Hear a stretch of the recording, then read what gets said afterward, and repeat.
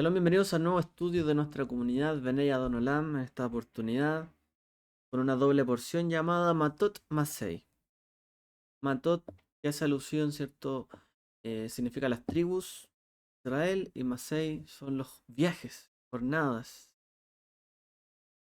Ya en esta porción, en el año, ¿cierto? De nuestro calendario, el 5784, ya en el año 2488 estamos llegando al final de los 40 años del desierto, de toda esta travesía.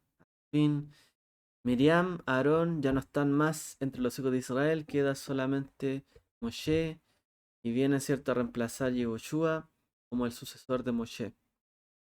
Y en esta última parte del libro, porque recordemos, cierto, que el próximo libro es más una repetición de la Torah, cierto, el de Barim, Deuteronomio.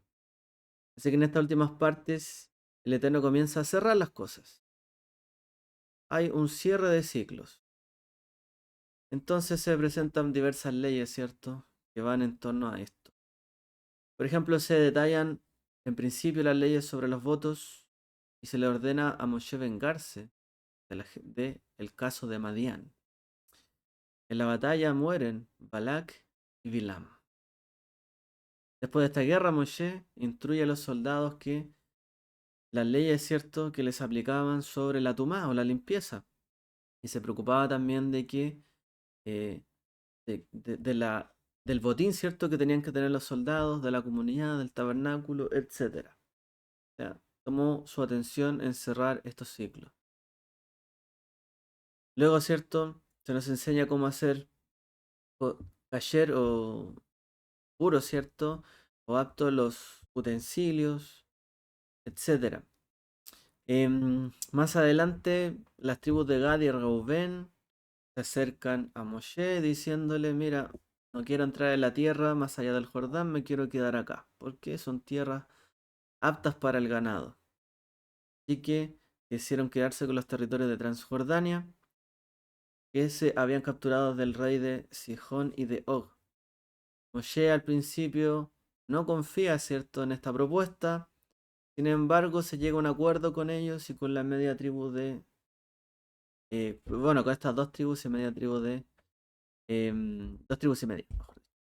Y este lugar, ¿cierto?, ocupa las líneas de todo lo que iba a ser el frente de la campaña de Israel. O sea, tenían que ir al frente.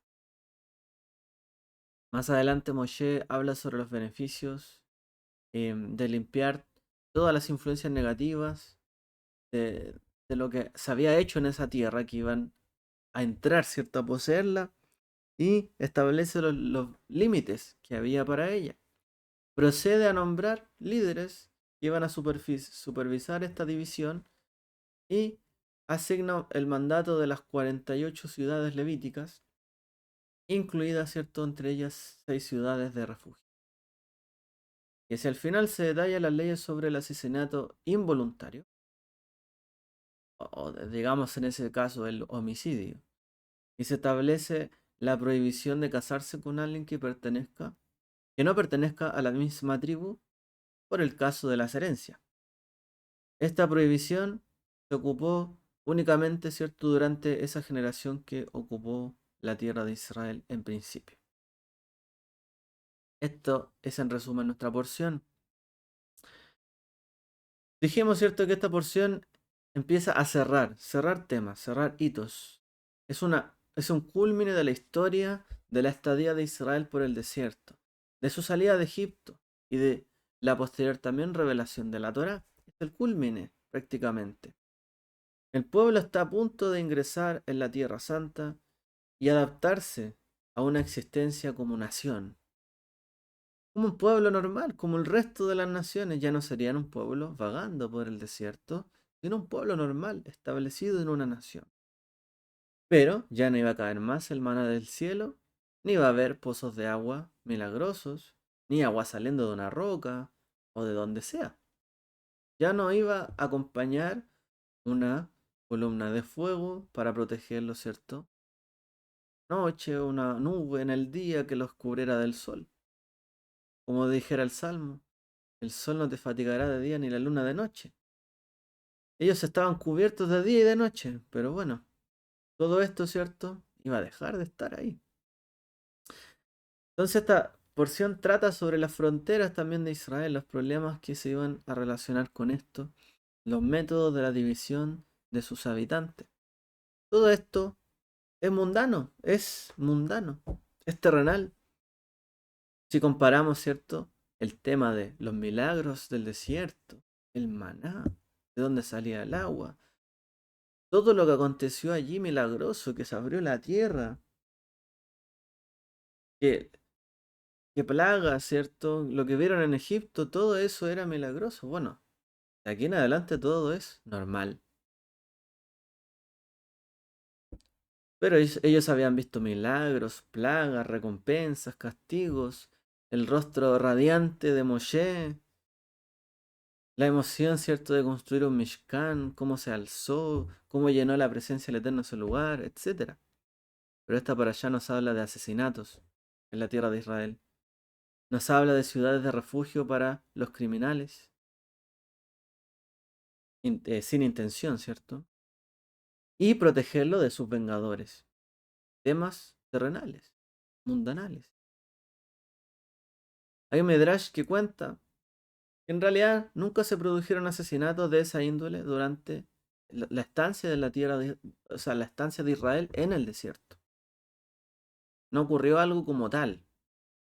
Pero, en resumen, toda esta atmósfera cambiante de las nuevas leyes, ¿cierto? Todo lo terrenal, estaban cambiando todo lo que era espiritual por lo terrenal. Ya se había acabado toda esta generación milagrosa del desierto. El desafío era construir una sociedad ordenada, justa, conforme a la Torá, para poder vivir en condiciones, ¿cierto? Normales, guardando, ¿cierto? Todo lo que era el orden del día. Y de hecho se necesitarían 4 siglos, ¿cierto? Hasta los tiempos de Shmuel, el profeta Shmuel, el rey David, el rey Shlomo, para que de hecho pudiesen tener éxito. Todo el tiempo anterior fue a prueba y error, prácticamente. Cómo se ordenaron, cómo se organizaron, y no se pudieron organizar bien hasta siglos después. Bueno, todo esto para poder concretar, ¿cierto?, la Torah del Eterno. Toda esta transición de lo espiritual, lo milagroso, a lo mundanal, quizás fue mucho más difícil para poder lograr el éxito, ¿cierto? Que la transición del ordinario a lo espiritual. ¿A qué nos referimos? O sea, su transición entre la salida de Egipto y estar apegado como esclavos a lo terrenal, salir luego a lo espiritual, al sustento divino, a los milagros y todo lo que el Eterno hacía por ellos, es mucho más fácil salir de lo mundano a lo espiritual que salir de lo espiritual a lo mundano o a lo terrenal, a lo común. A eso nos referimos. O sea, para la gente quizás abandonar, ¿cierto? Muchas veces el camino errado por servir lo espiritual a Dios, etcétera. A veces es un paso que enamora a las personas. Pero cuando de lo espiritual tenemos que llevar esos conceptos a la vida normal y no solamente vivirlos entre 4 paredes o en una comunidad, en una congregación, y tenemos que llevar todo lo espiritual a lo terrenal, no es tan fácil. O sea, si les tomó 40 años pasar de lo terrenal a lo espiritual, sencillamente pasar de lo espiritual a lo terrenal les costó cientos de años. De lo terrenal, perdón, de lo espiritual a lo terrenal. Poder llevar a cabo las leyes del Eterno. Y quizás aún más les costó y les ha costado miles de años poder establecerse como el Eterno lo ordenó. Por lo tanto, para que esta transición ocurra, debemos recordar los acontecimientos pasados. Esta nueva experiencia de ingresar en la tierra de Israel se debía ver, ¿cierto? En retrospectiva también. Ellos vivieron en una nación, en Egipto. Ellos pasaron por el desierto y en Israel también muchas zonas son desérticas. Pero la fe y la confianza iban a dominar, ¿cierto?, la vida del pueblo de Israel, recordando su existencia, su supervivencia, su triunfo. Y todo lo que recordamos hoy día, ¿cierto?, a través de estas lecturas, se recuerdan con fe, con esperanza, todos los hechos pasados. Y también las enormes dificultades que vivieron. Estos 38 campamentos de Israel que vivieron por el desierto tienen como objetivo, según Rashi, por ejemplo, que los hijos de Israel pudieran recordar todas las dificultades, sus luchas pasadas, y que a pesar de ello pudieron seguir adelante. Parte de esa dificultad hoy día también la enfrenta Israel. Hoy día también intenta construir un Estado. Quizás para todos, ¿cierto? El sentimiento de volver a la tierra de Israel, volver a habitarla, conquistar Jerusalén, volver a habitar ahí y pasar, ¿cierto?, del mundo, de lo terrenal, a la espiritual Israel y volver hasta allá. Fue mucho más fácil que hoy día poder establecer los principios, ¿cierto?, espirituales a lo terrenal, a el equilibrio de una nación, no solamente consigo misma, sino con sus vecinos. Es lo más difícil.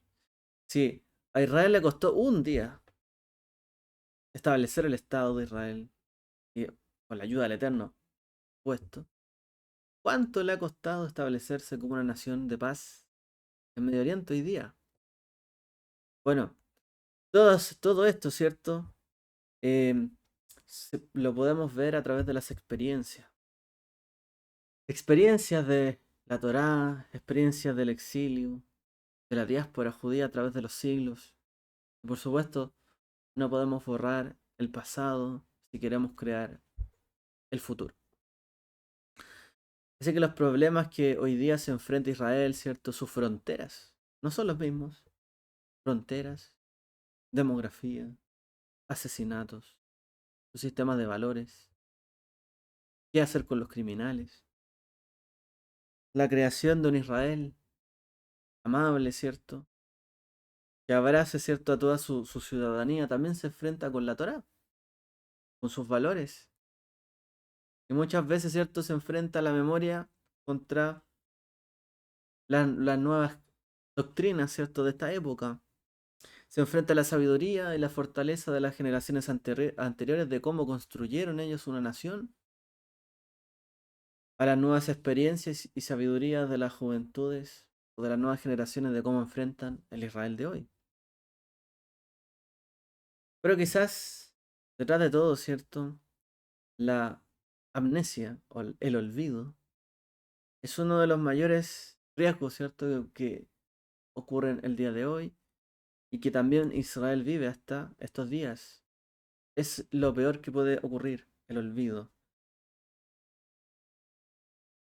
Todos los problemas, las dificultades que vive hoy Israel es también producto del olvido. Se olvidaron que los formó, se olvidaron de los valores que los constituyeron un pueblo, una nación. ¿Qué están haciendo hoy día? Hay una amnesia, ¿no? Bueno, estas jornadas, estas Masei, enseñan que se debe recordar dónde se ha estado, de dónde venimos, dónde pasamos, a dónde vamos, ¿cierto? Tenemos que tener fe y confianza de que, bueno, podremos sortear hacia adelante nuestro futuro, pero no sin dificultades. Y no podemos olvidar cosas que ocurrieron para no cometer los mismos errores. Pero la amnesia, ¿cierto? Un país sin memoria es lo peor que puede ocurrir. Nosotros en nuestra nación, en Chile, pasamos algo similar, un país sin memoria,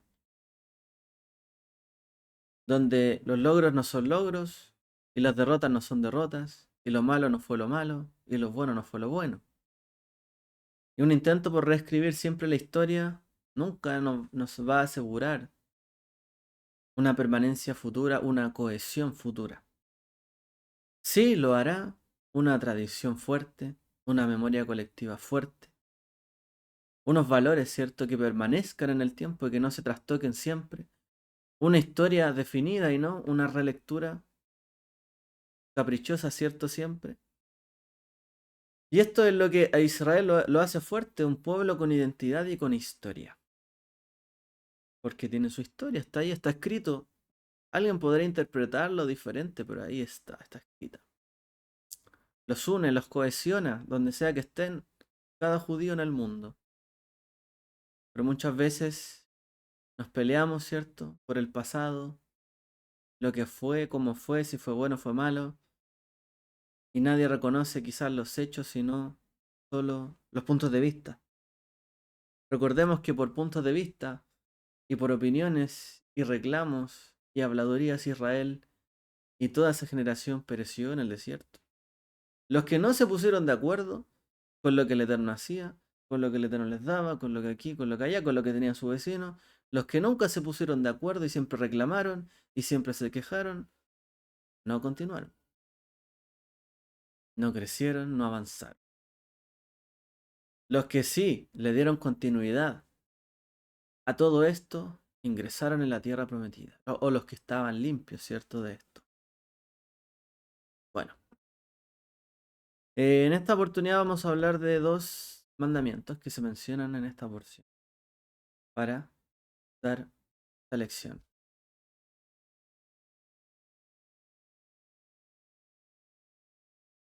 Hay un mandamiento que se menciona y son las ciudades de refugio. Son sus santuarios para sobrevivir. ¿Qué nos enseña esta porción? Dice que cuando un yehudí, un israelí, moría accidentalmente, un israelita, debía exiliarse y huir a una de las Arei Amiklot, o las ciudades de refugio, Arei Amiklot, establecidas en la tierra prometida. Y allí debían vivir hasta la muerte del Cohen Gadol, para luego, cierto, ser libres. Había 6 ciudades de refugio en esa tierra prometida, 3 a cada lado del Jordán.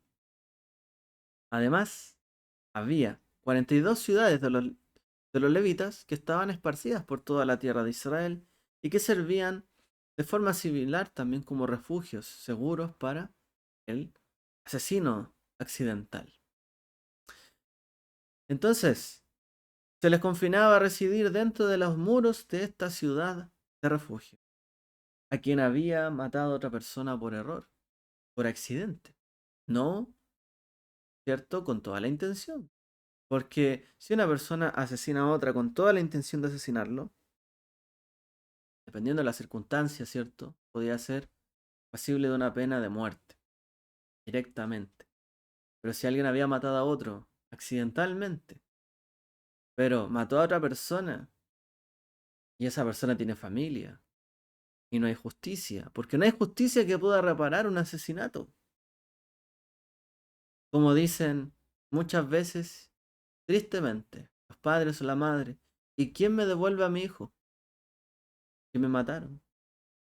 ¿Quién le devuelve a un ser querido a su familiar que fue asesinado? No hay justicia alguna en este mundo que pueda reparar un asesinato, una pérdida. No existe. No existe la recompensa equitativa en cuanto a esto. Una vida vale un mundo entero. Perder, ¿cierto?, a una persona que sea asesinada no se puede remediar. Por lo tanto, muchas veces la vida se pagaba con otra vida.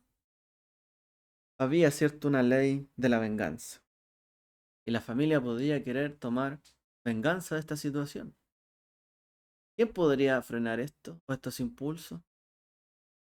Bueno, ¿por qué era necesario entonces que hubiese un asilo, es decir, ciudades de refugio para los responsables accidentales de la muerte de otro israelita? Expliquemos.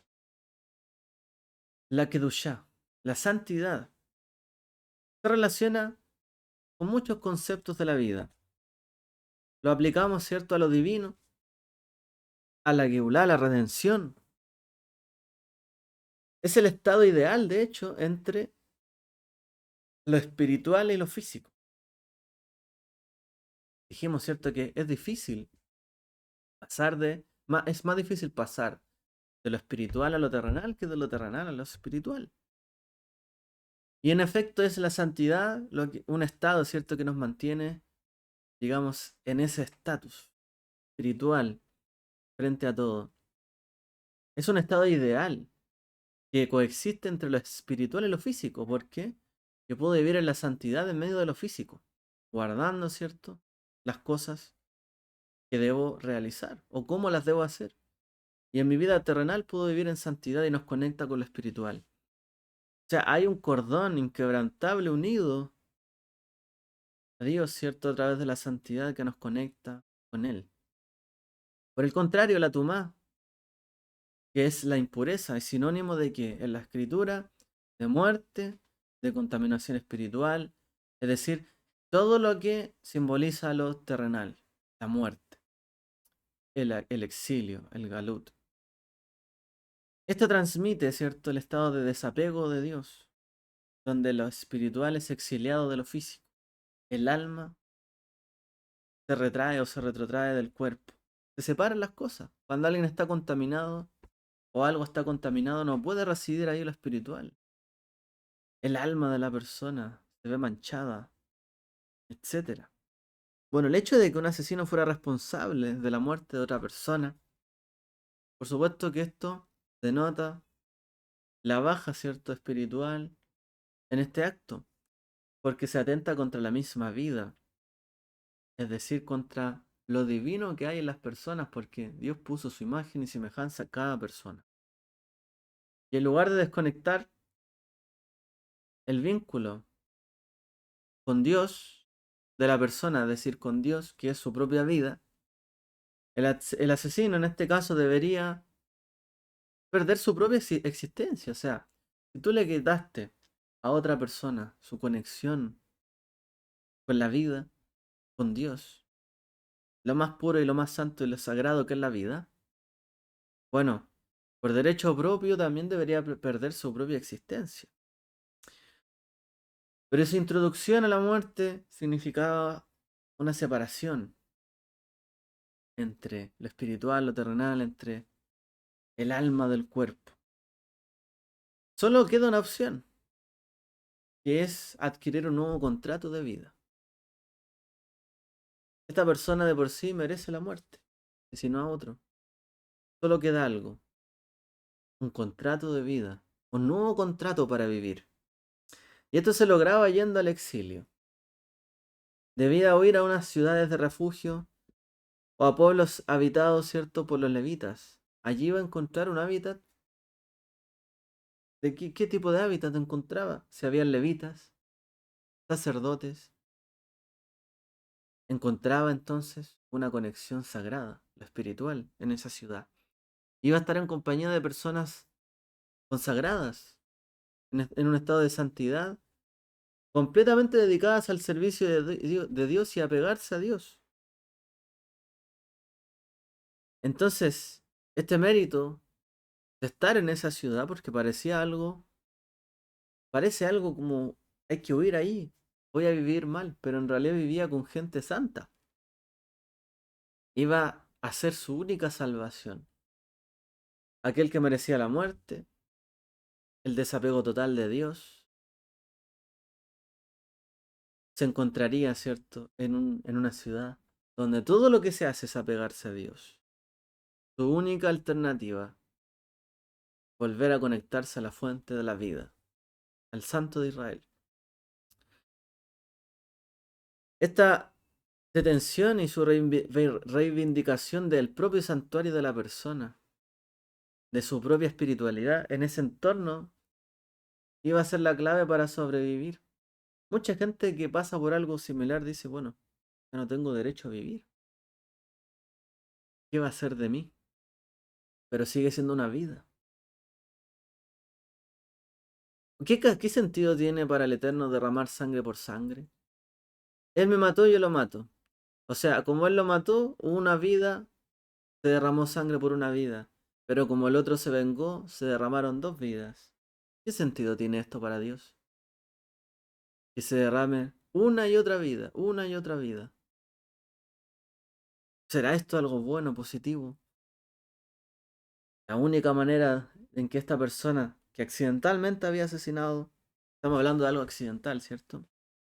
Era volver a conectarse con el santuario, con la vida, que era Dios mismo. Así que en virtud de esto y de la negligencia que cometió sobre otra vida humana, tenía que pasar totalmente lo opuesto. Tenía que ser totalmente diligente con la santidad en la nueva ciudad donde tenía que vivir. Porque un levita no puede ser santo si su entorno no es santo. Todo lo que hace tiene que ser estar en el estado de Kedushá, si no se contamina. Por lo tanto, esa ciudad probablemente estaba mucho más en santidad que el resto de Israel. Ahora, esta persona que acortó otra vida, que provocó la muerte y exilió, por así decirlo, la presencia del Eterno de este mundo, porque arrebató una vida.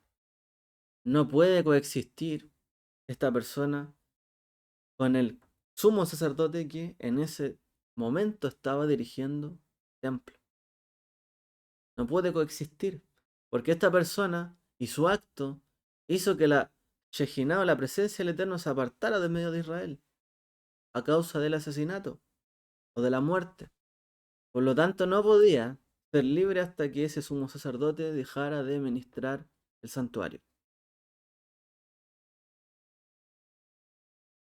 Hasta que él se fuera, un testigo, ¿cierto?, de cómo se apartaba la Shejinah del Eterno por causa de este tipo de delitos, pues tenía que morir este sumo sacerdote para que este exilio de esta persona pudiese, pu- pudiese retornar en el fondo nuevamente a su pueblo Israel. Es esencial que cada vida, ¿cierto?, de cada persona es algo santo y sagrado. Toda vida fue creada por el Eterno a su imagen y semejanza. Y cada vida tiene un enorme potencial. No podemos, ¿cierto?, pensar que el asesinato es algo bueno. Hay algo malo en el asesinato, ya sea accidental, deliberado, porque despoja a una persona creada de la imagen de Dios y elimina la imagen de Dios de esta existencia, por lo tanto. En un mundo de muerte, de contaminación espiritual, hoy día, de exilio, todavía tenemos que anhelar ver la santidad y la redención. Y hoy nos rodea asesinatos, robos, secuestros, contaminación espiritual, el exilio. A lo único que nos podemos aferrar en este tiempo es a una nueva santidad más apegada a Dios y más apegada a su redención. No existe otra forma de poder, ¿cierto?, vivir en un mundo así, sino apegándose aún más, ¿cierto?, a lo santo, a lo divino. En el mismo sentido, y lo último, ocurre, como dijimos, la venganza. Cuando hay un asesinato, alguien quiere vengarse, probablemente, de la persona que se asesinó. Dulce es la venganza, dicen. La venganza es dulce. El que ríe último ríe mejor. La mitzvah nos enseña. Un hijo de Israel tiene la obligación de no vengarse. ¿Lo enseña la Torah? Además, no debe de guardar rencor ni albergar alguna animosidad en su corazón contra un compatriota, ¿cierto?, de su pueblo que le haya hecho algún daño. La mitzvah nos enseña a no vengarnos. Estas leyes de la nekama, o la venganza, no tienen relación con la defensa de la nación de Israel contra sus enemigos, ni contra ni una batalla, ¿cierto?, contra fuerzas, ¿cierto?, que quieran su destrucción. Hacemos la nota, ¿ok?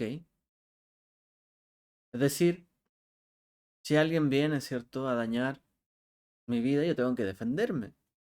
Y parte de esa, si parte de esa defensa es destruir también a mi enemigo, puedo hacerlo.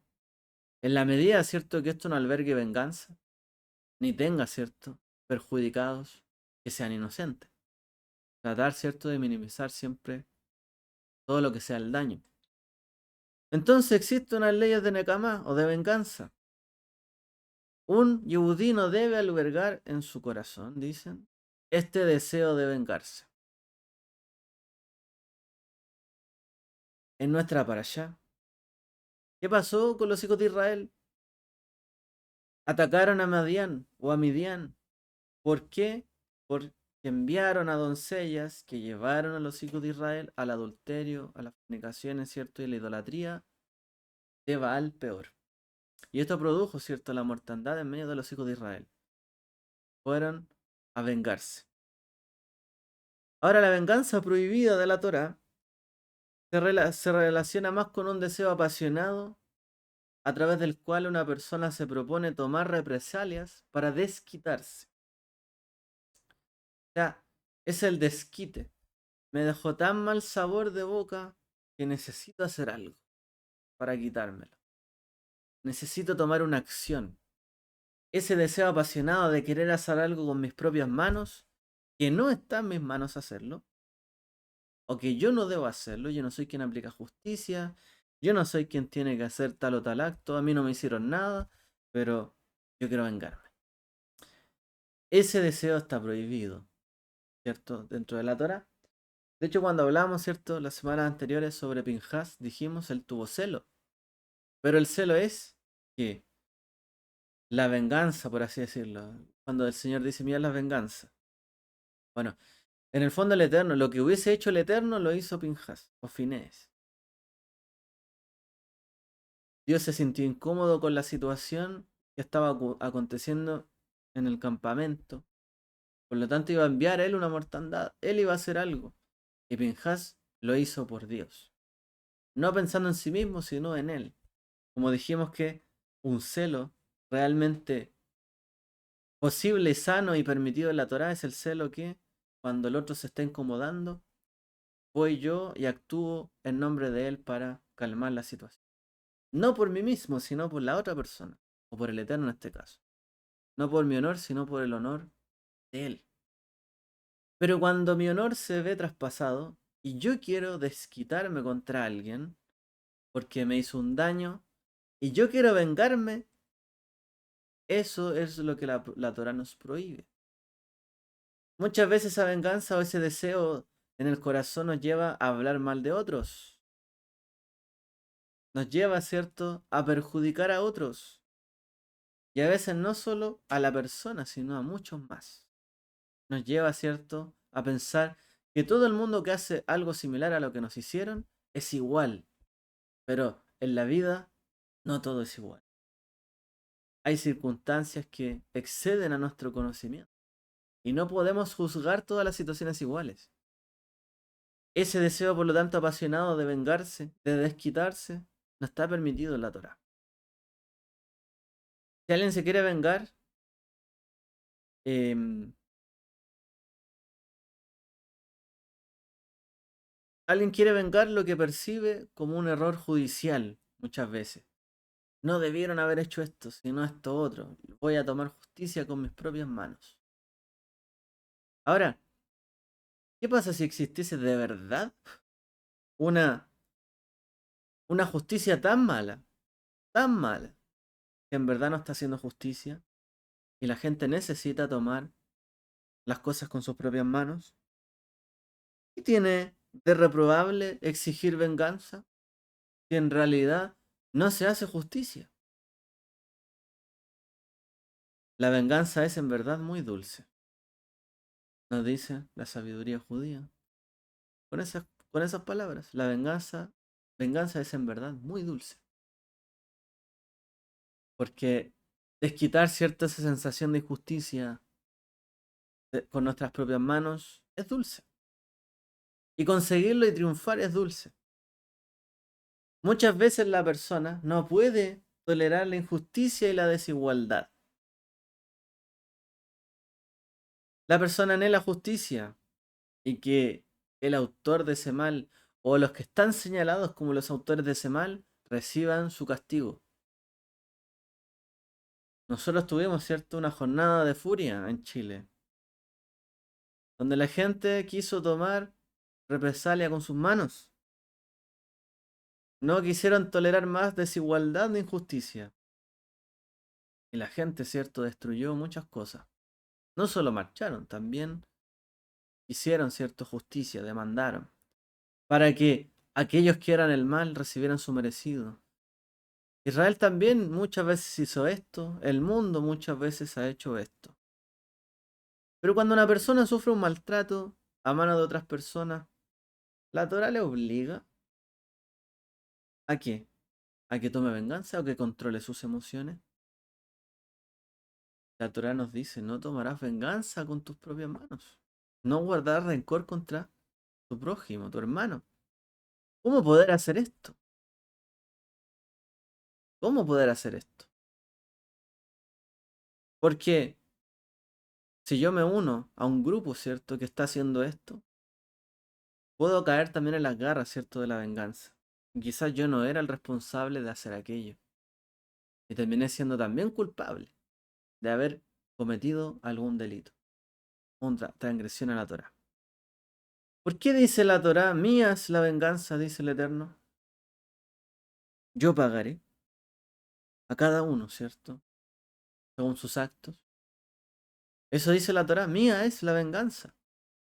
Pues Dios es el único que se atribuye a sí mismo que Él es el único justo, que en Él no hay contradicción, que solo de Él es la venganza y cualquier otra jurisprudencia o ejecución hecha por el hombre puede ser una muestra, un grado, ¿cierto?, de la justicia de Dios, pero la justicia absoluta la tiene Dios. Es el único juez justo. Por lo tanto, una cosa es cierta, no conocemos tampoco su plan maestro. No conocemos sus pensamientos ni sus caminos, como dice la Escritura, son más altos que los nuestros. Y ya que Él dirige y controla este mundo, no el diablo, Dios. Dios dirige este mundo. Dios controla las cosas. Tenemos la seguridad de que, en su voluntad, el resultado final es lo que está sucediendo y lo que el Eterno permitió. Ahora, los medios a través de los cuales esto sucede es algo aparte y no relacionado, que no debería ser cierto el enfoque en lo cual nosotros no pensemos.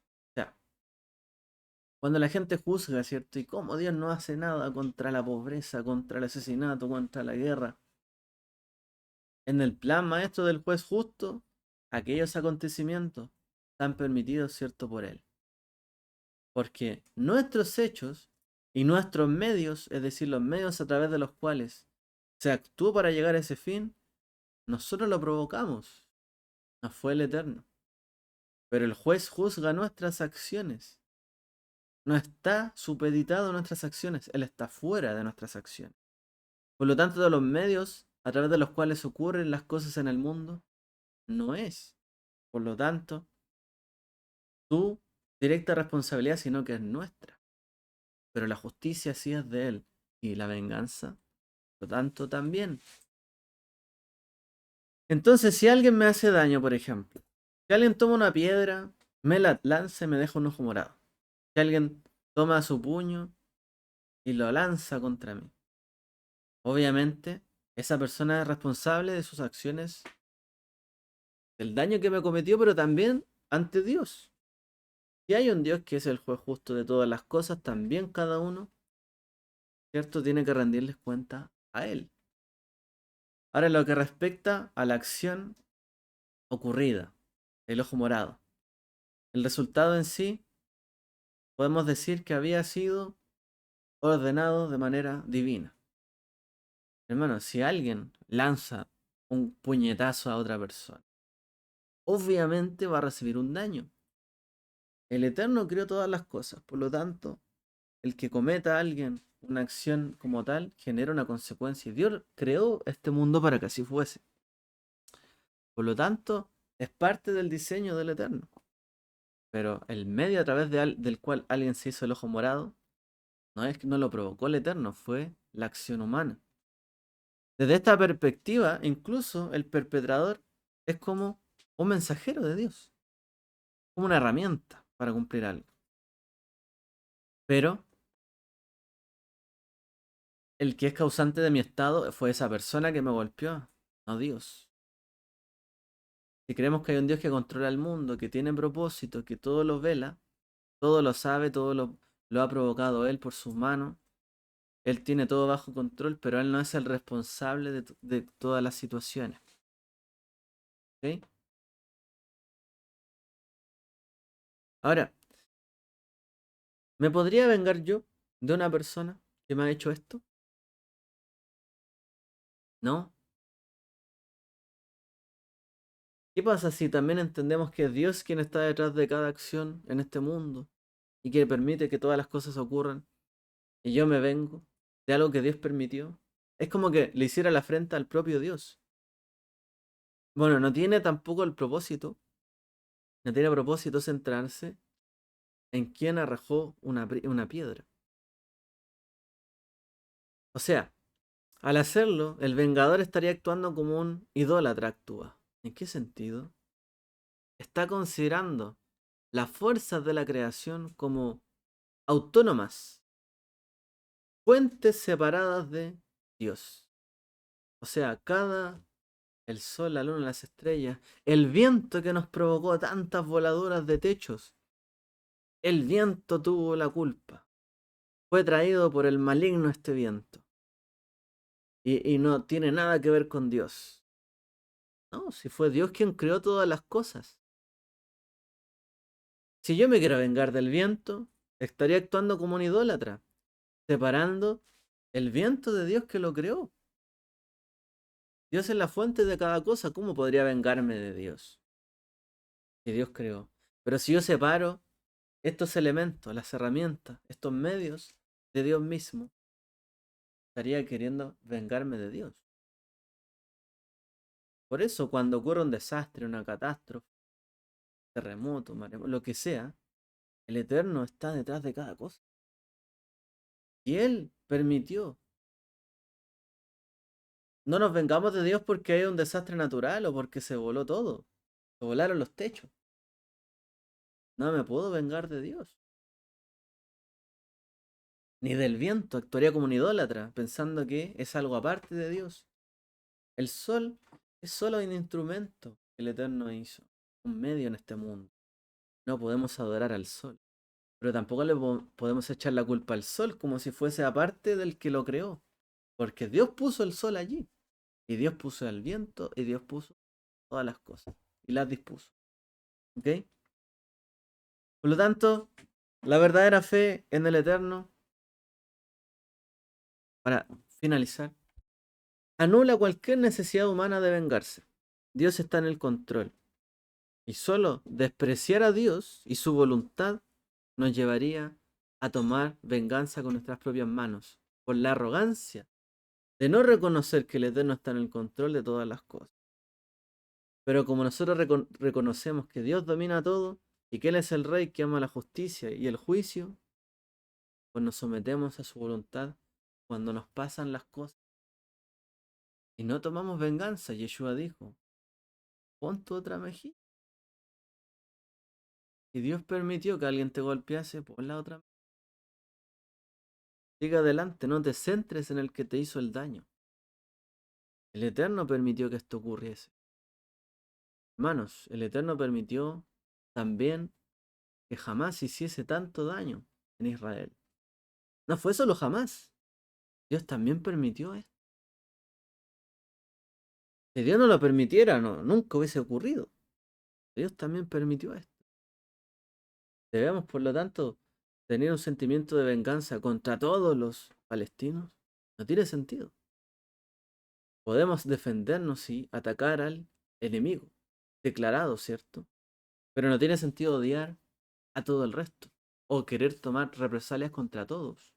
O ahora, si hay un vecino que sea de ese país, un palestino, en Israel, odiarlo, dejar de hablarle, Porque es lo mismo que hacen ellos con un judío en cualquier otro lugar del mundo, que hoy día los odian, los discriminan por ser solamente judíos y por tener relación con el Estado de Israel.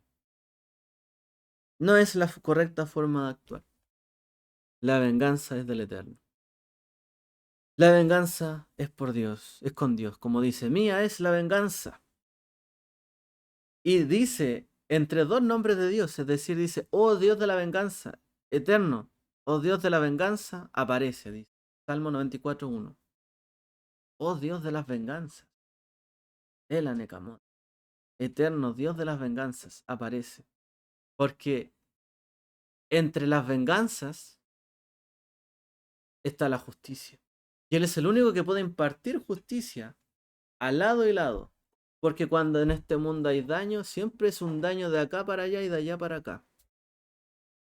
Quiero conectarlo con lo que pasa hoy. Hermanos, Israel también ha dañado a los palestinos. Cuando se estableció el Estado de Israel también ocurrió un daño. Muchas tierras se perdieron territorios. Muchas milicias, ¿cierto? Israelíes también dañaron a gente que vivía ahí. Y cuando hay sentimientos de venganza de lado y de lado, ¿qué puede triunfar? Oh Dios de la venganza, eterno Dios de las venganzas, aparece. En medio de la venganza, solo Dios tiene la verdadera y la correcta venganza.